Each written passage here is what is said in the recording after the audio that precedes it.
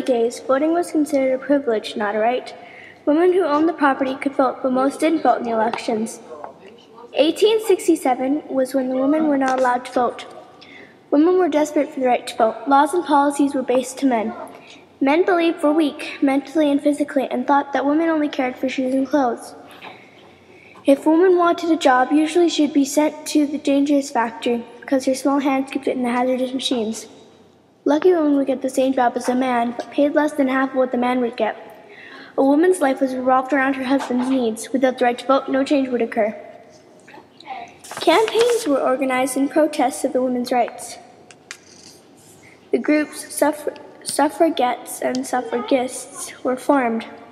The suffragists, NUWSS, were formed in 1897 by Millicent Fawcett. They believed in peaceful methods like petitions, letters, and posters. Later on, the suffragettes were formed in 1903 by Emmeline Pankhurst. The suffragettes believed that violence would be more effective.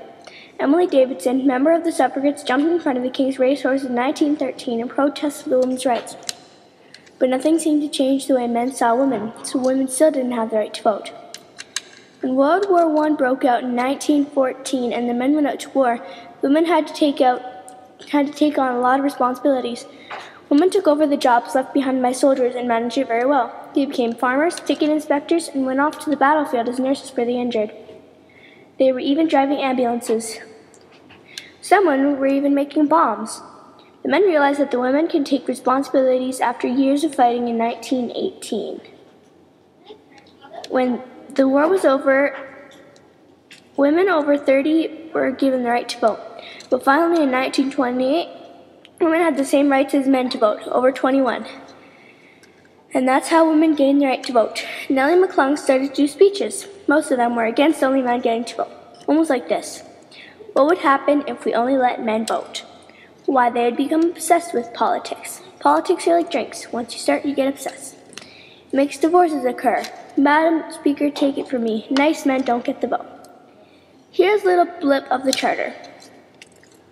Section 3 of the Canadian Charter of Rights and Freedoms is a section that constitutionally guarantees the Canadian citizens the democratic right to vote in a general,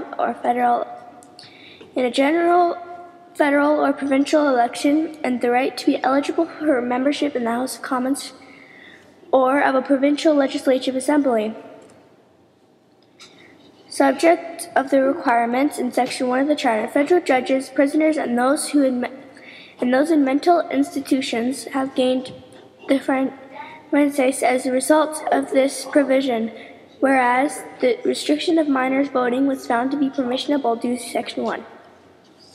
So if the Charter were not to exist back before 1867 to 1916, women would be voting long before they were not. Because the Charter was not invented back in the 1800s and 1900s, women were longing to vote, but a woman who became Premier, also known as Nellie McClung, debated whether or not men should get the vote.